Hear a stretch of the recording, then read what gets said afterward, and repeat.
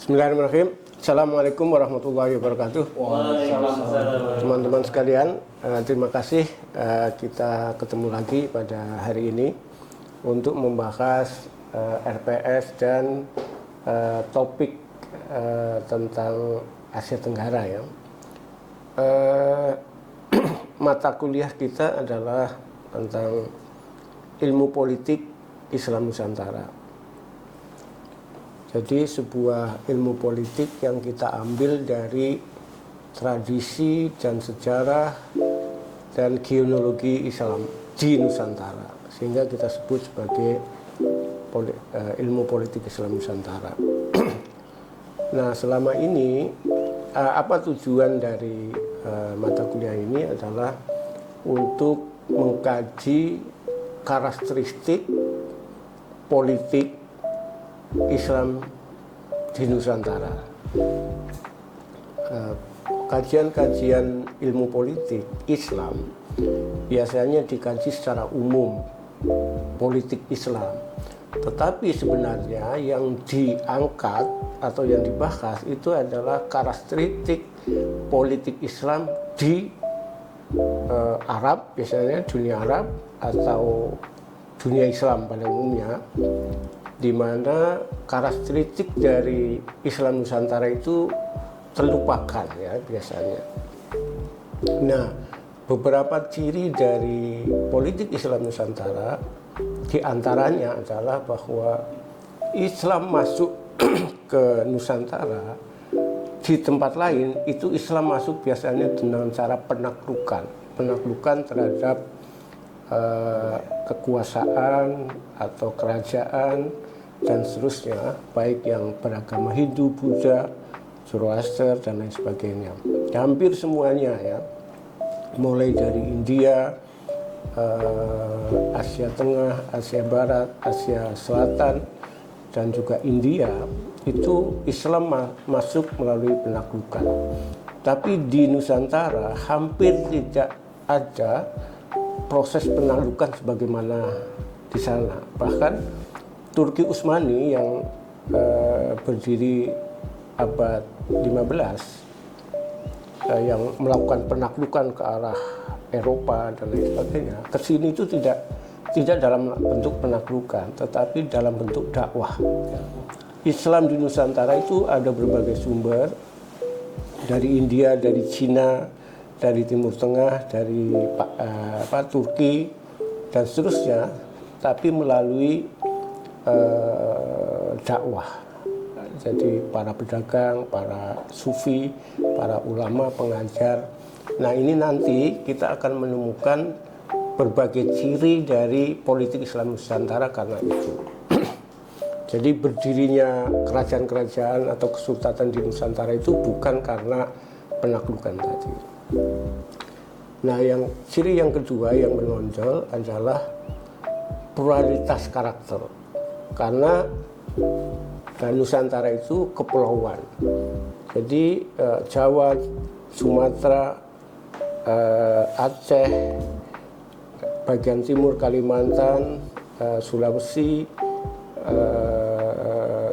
Maluku, kemudian Papua itu berbeda-beda karakter. Sehingga kita akan menemukan politik yang berbeda-beda. Nah, ini salah satu ciri lain dari politik Islam Nusantara. Itu karena apa? Saya berani membuat judul itu ilmu politik Islam Nusantara karena perbedaan-perbedaan itu. Yang berikutnya barangkali adalah Islam pertama yang masuk ke Nusantara itu lebih berkarakter sufistik. Ya. Meskipun ada fikih belakangan menguat, tapi karakter yang pertama itu sufi. Jadi berbeda juga dengan di tempat lain. Biasanya karakternya penaklukan, kemudian pemaksaan dalam tanda petik, ekonomi dan sebagainya, dan fikih. Nah, yang berikutnya adalah pergulatan dengan kolonial ya. Di sini di Nusantara itu juga berbeda-beda antara di tadi Jawa, Sumatera dan seterusnya punya karakter sendiri bagaimana mereka melakukan pergulatan dengan kolonial. sebagian besar kajian itu masih fokus pada Jawa, termasuk oleh Barat ya. Jadi seolah-olah Jawa itu menjadi karakter politik Nusantara dalam menghadapi kolonial. Padahal sebenarnya itu Jawa tidak selalu merepresentasikan, memang mungkin dominan, tapi tidak representasi secara keseluruhan antara Aceh dan Maluku dan Papua ya, itu berbeda. Nah, kita akan membahas dalam 16 pertemuan dalam satu semester, termasuk di dalamnya adalah ujian ya, ujian tengah semester dan ujian akhir. Juga nanti ada presentasi setiap pertemuan dan juga ada penugasan. Biasanya penugasan itu membuat paper dan ada penilaian dan seterusnya. Presentasi, jadi ada beberapa bentuk. Ada kuliah, artinya kita berdiskusi. Saya memberi presentasi dan dosen lain, kemudian ada presentasi dari mahasiswa, kemudian membuat tugas, biasanya paper atau yang lain dan seterusnya. Nah, bahan-bahan yang kita pakai itu sebenarnya sangat banyak ya, dari para penulis lokal, penulis internasional atau penulis barat, juga dari karya-karya lokal, baik kiai, ulama maupun para pejabat keraton. Ternyata para sultan kita itu banyak yang penulis ya, meskipun biasanya itu sofistik, tapi di dalamnya ada politik. Jadi bahan-bahannya cukup banyak, tapi memang karena ilmu politik Islam Nusantara itu relatif baru ya, artinya yang bersifat Nusantara, kalau ilmu politik Islam itu sudah mainstream, tapi ilmu politik Islam Nusantara itu baru berupa pencarian, sehingga teman-teman nanti bisa mengembangkan sendiri tentang karakter lokal dan seterusnya. Nah, dari pertemuan itu diantaranya adalah pertama, pada hari ini kita akan assessment sifatnya, yaitu kita akan punya komitmen termasuk penugasan tadi dan presentasi dan seterusnya. Kemudian teknik yang kedua adalah ilmu politik Islam Nusantara dan tantangan konseptual. Tadi yang saya bilang, ini boleh dibilang sesuatu yang relatif baru, sehingga kita masih memungkinkan atau masih berpeluang untuk mendiskusikan, memperdebatkan tentang konsep-konsep pokok dari ilmu politik Islam Nusantara ini. Kemudian Islam Nusantara dan etika politik. Jadi etika politik Islam biasanya dikaji dari Al-Quran dan hadis, para ulama dan seterusnya. Itu memang harus kita lakukan, tetapi ada aspek-aspek penting dari etika lokal, ya, etika kenusantaraan. Ini yang menurut saya harus memperoleh perhatian khusus dari kita, karena kita ingin menunjukkan kepada publik, kepada akademisi, bahwa ilmu politik Islam Nusantara itu relevan dan punya karakter sendiri. Kemudian yang ketiga adalah Islam Nusantara, yang berikutnya nomor 4, tentang agama di ruang publik. Sekarang ini agama sedang menjadi diskursus yang dalam akademik internasional ya. Apakah agama, jadi ada asumsi dari modernitas bahwa agama akan mati di era teknologi canggih gitu, advance teknologi. Tetapi ternyata justru di era ini agama kembali ke ruang publik gitu. Nah, jadi perbincangan tentang ilmu politik Islam Nusantara itu ada di tengah-tengah, di mana agama menjadi perbincangan ketika masuk ke ruang publik gitu. Jadi kita akan melakukan kritik terhadap ilmu-ilmu politik di masa lalu, terutama di era kolonial dan modernisasi, di mana agama disingkirkan atau dikeluarkan dari ruang publik. Nah, sekarang ini agama masuk kembali ke ruang publik, jadi kita akan memperbincangkan itu, bagaimana konstruknya di Nusantara. Nah, berikutnya adalah tentang nasionalisme dan kewarganegaraan dalam Islam Nusantara. Biasanya pada umumnya dalam politik Islam, kewarganegaraan itu masih menjadi diskursus yang menarik dan diperdebatkan. Apakah Islam memberikan kekhususan kepada orang Islam dalam kewarganegaraan atau tidak? Gitu. Nah, ada banyak cara, ada banyak percobaan yang dilakukan, termasuk oleh Nahdlatul Ulama, di mana NU memperkenalkan kesetaraan total. Jadi tidak lagi dibedakan antara Islam tidak Islam dan seterusnya. Bahkan NU mengeluarkan fatwa bahwa kata kafir itu tidak lagi relevan, itu apa namanya, kategori kafir. Jadi maka ini masih kontroversial di kelompok Islam yang lain ya. Banyak yang marah kepada NU seolah-olah NU akan menghapuskan kata kafir dalam Al-Quran misalnya. Selanjutnya adalah bicara soal demokrasi dan oposisi. Biasanya di pembahasan tentang politik Islam itu dikonstruk bahwa tidak ada konsep oposisi di dalam politik Islam. Tapi di dalam sejarah politik Islam Nusantara itu ada gejala-gejala oposisi yang bisa kita rumuskan. Memang mungkin belum terumuskan. Misalnya bagaimana proses berpisahnya Ngayogyakarta dari Surakarta. Itu sebenarnya prosesnya dari oposisi model lalu ya. Kalau oposisi sekarang itu dua kekuatan politik ada di dalam negara, satu negara gitu, partai berkuasa dan partai. Tapi masa lalu kan nggak boleh disamakan dengan sekarang. Masa lalu ya, jadi ketika oposisi itu menang atau sesuai dengan janjinya, maka harus dikasih wilayah sendiri. Nah, itu adalah model-model oposisi yang ada di Nusantara, yang ini dalam konsep modern itu masih ditolak. Tapi kita akan berusaha bahwa ada gejala, ada genealogi tentang oposisi gitu. Nah, kita akan menarik di sana. Kemudian kita juga telah mengalami proses politik ya, dari masa pra-kolonial, kolonial, dan pasca-kolonial. Dan di pasca-kolonial juga ada Orde Baru dan Orde Lama.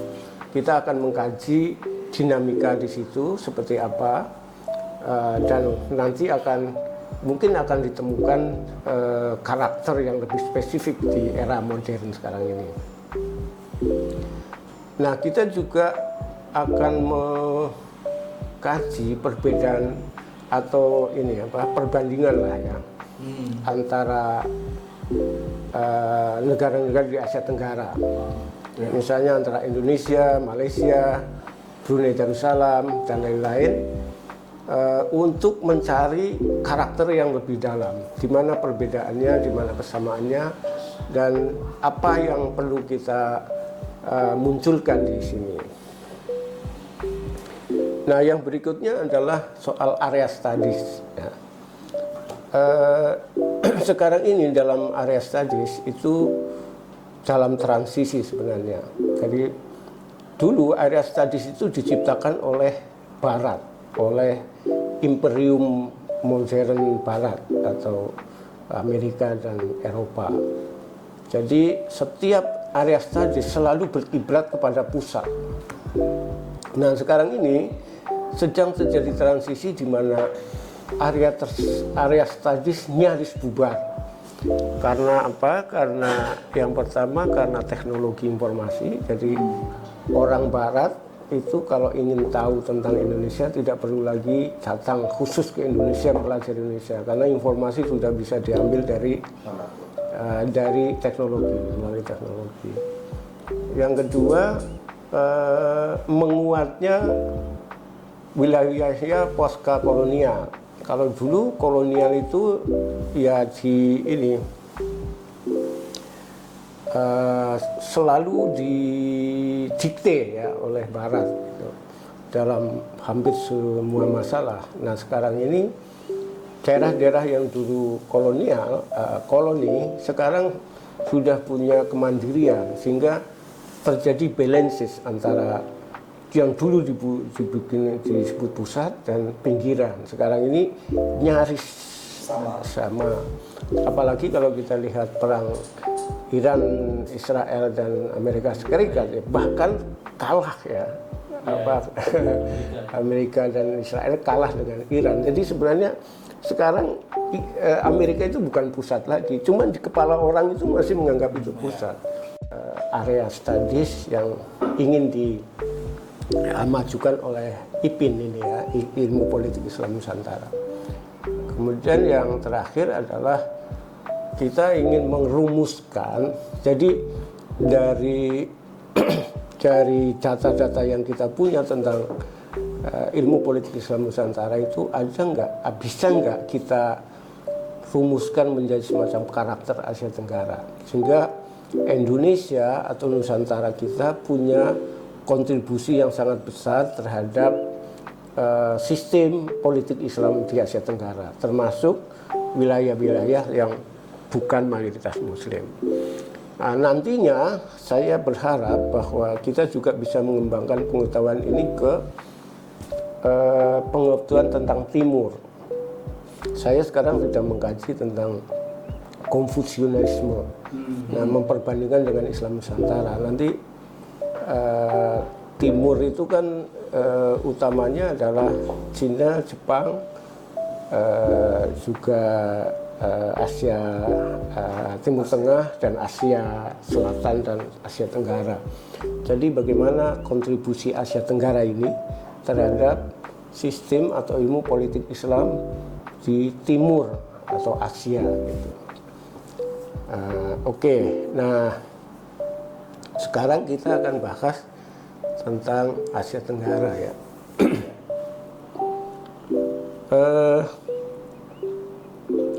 Islam Asia Tenggara itu punya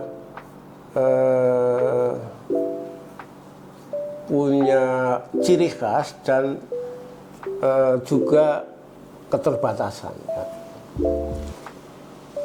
Jadi sekarang ini sedang tadi saya katakan sebenarnya di berbagai wilayah itu punya karakter masing-masingnya. Asia Tenggara, Asia Timur, Asia Tengah, Asia Barat, Asia Asia Selatan dan seterusnya, itu sebenarnya punya karakter sendiri-sendiri. Tetapi nantinya mungkin akan terjadi satu sistem di mana Asia itu punya karakter sendiri. Maka Asia Tenggara perlu memberikan kontribusi pada sistem ini. Ya. Nah, ya, jadi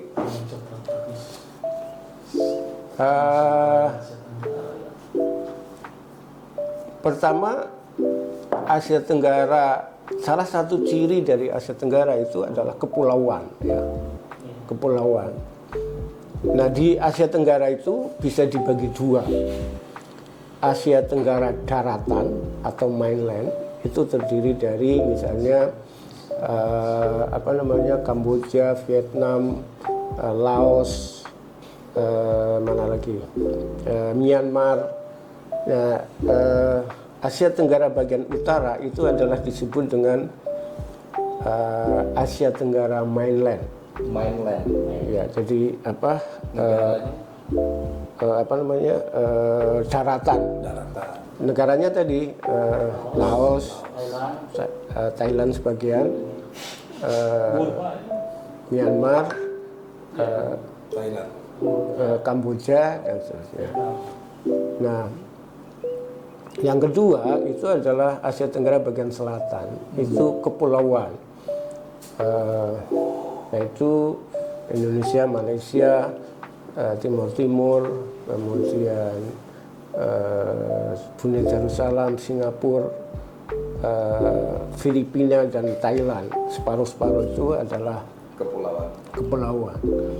Dan mayoritas dari Asia kepulauan itu adalah Muslim, berpenduduk Muslim, khususnya Indonesia ya, yang sangat mayoritas. 100 berapa sekarang? 280 juta ya. penduduk. Ya itu dijadikan satu Thailand, Filipina, Singapura. Iya, populasinya masih lebih banyak Indonesia. Banyak SDM kita ya. Ya. Jadi dan di semua wilayah di mana Muslim mayoritas itu punya sejarah yang unik dan mendalam ya. Misalnya di Thailand Selatan, Filipina Selatan dan seterusnya. Dan di Asia Tenggara di Nusantara itu ada beberapa hal yang belum selesai dalam mengarungi pasca kolonial menuju modern ya. Misalnya kayak di Filipina Selatan dan Thailand Selatan. Sampai sekarang masih ada problem integrasi antara antara Filipina Selatan dengan Moro dengan Filipina Selatan dan Patani dengan Thailand. Jadi ini sebenarnya menjadi tugas kita untuk mencoba mengkaji itu seperti apa. Memang masih ada gap konseptual ya. Seperti juga misalnya Papua dengan Indonesia itu juga masih ada gap konseptual tentang kebangsaan. Jadi maka Islam Nusantara tidak bisa berhenti hanya pada Islam Indonesia atau Islam Jawa, bahkan harus mengembangkan diri pengetahuannya terhadap Asia Tenggara tadi kepulauan.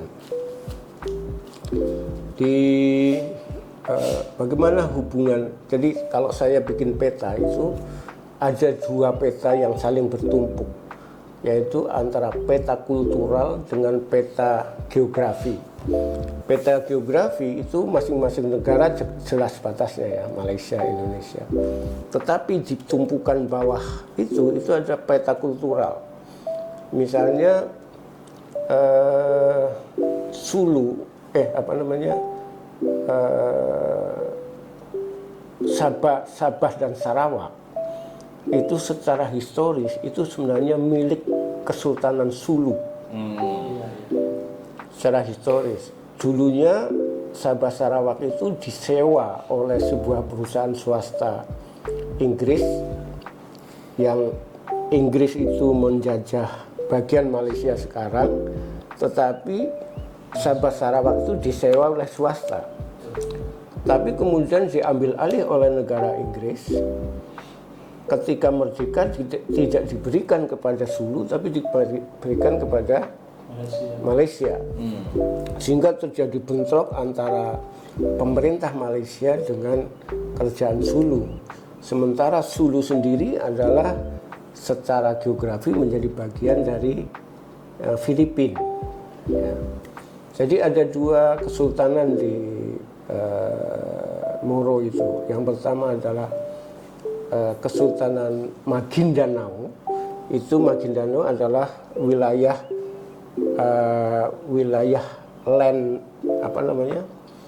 wilayah daratan yang luas.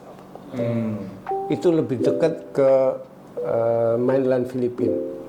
Nah, di sini ada Sulu, ada beberapa kepulauan yang kecil-kecil yang itu lebih kuat Karena dulu perdagangan itu melalui laut. Jadi dulu sebuah kesultanan di kepulauan itu lebih kuat daripada kesultanan yang di darat zaman dulu. Jadi konon dulu ada perdagangan antara orang-orang Sulu dengan para pedagang Cina. Jadi mereka tidak perlu ketemu antar pedagang ini. Jadi orang-orang Sulu naruh barang di pantai, kemudian diambil oleh pedagang Cina, dia ninggalin uang dan pembelian bisa berupa emas.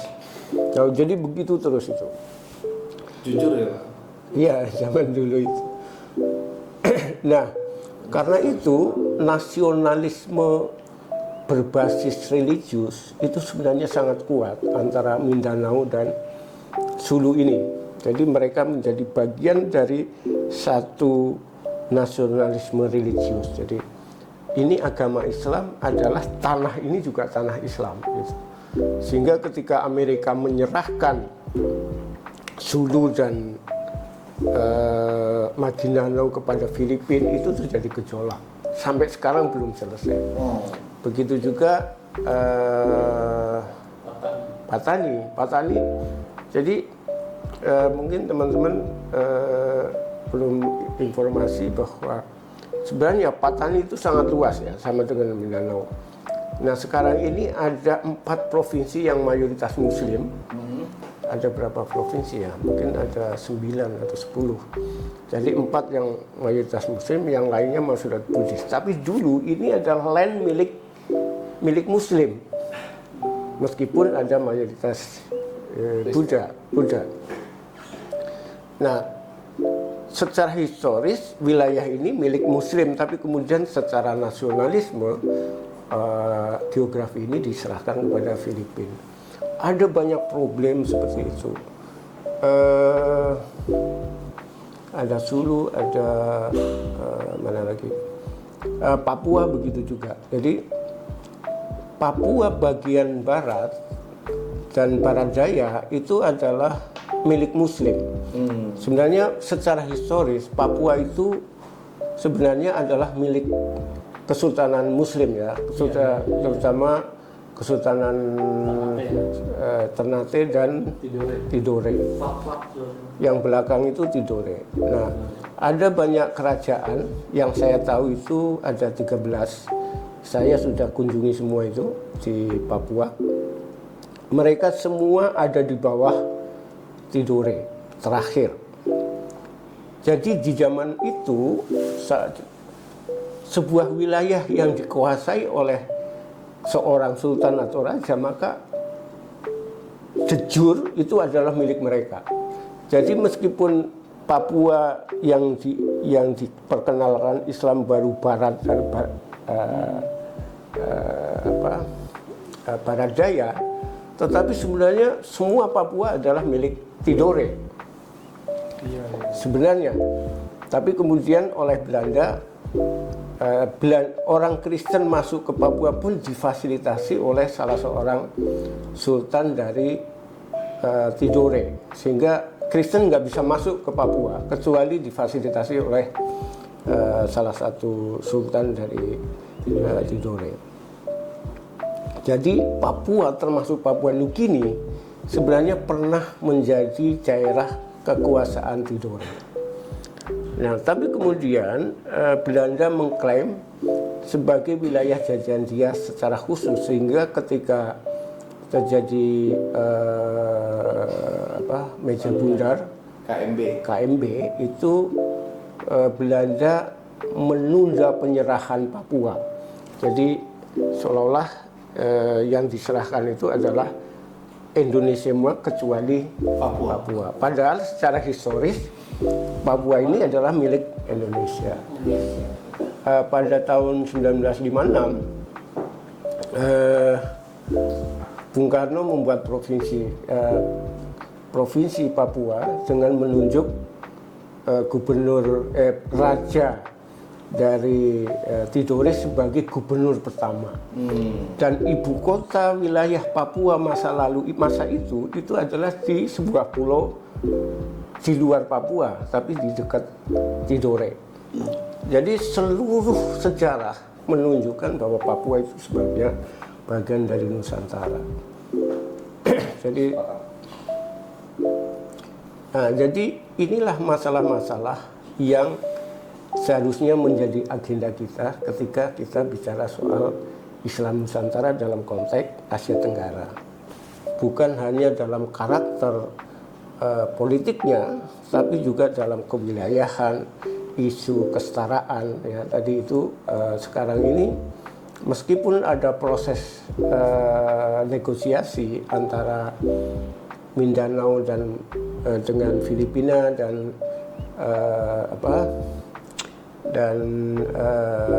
Patani dengan Thailand, tetapi masih ada masalah belum selesai. Begitu juga tentang Papua. Papua itu oleh internasional itu masih dianggap sebagai bagian dari internasional, belum menjadi bagian dari Indonesia. Itulah kenapa konflik terus terjadi. Jadi kita perlu meyakinkan secara ilmiah, ya, secara ilmiah bahwa Papua secara historis adalah bagian dari Nusantara, bagian dari Indonesia, dan Barat atau internasional sebenarnya tidak berhak untuk menempatkan Papua sebagai di luar Indonesia. Gitu. Ya.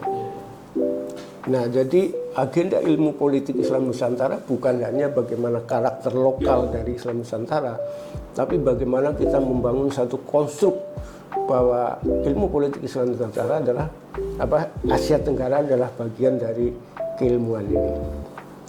Oke, Bapak Ibu sekalian, teman-teman sekalian, saya kira untuk kuliah saat ini kita cukupi sekian. Nanti kita bahas satu persatu topik-topik tadi, dan mungkin kita akan melibatkan juga teman-teman dosen-dosen lain yang sesuai dengan keahliannya. Misalnya ada yang fokus pada isu-isu tentang keislaman itu sendiri, ada yang isu tentang politik kepartaian misalnya, ada yang isu tentang agama publik dan lain sebagainya. Jadi nanti kita di samping paper dan presentasi dari teman-teman, nanti kita melibatkan ahli-ahli yang lain. Terima kasih, mungkin kita cukupi sekian pada kuliah ini. Kurang lebihnya mohon maaf. Allahumma taufiq wa tarik. Assalamualaikum warahmatullahi wabarakatuh. Waalaikumsalam warahmatullahi wabarakatuh.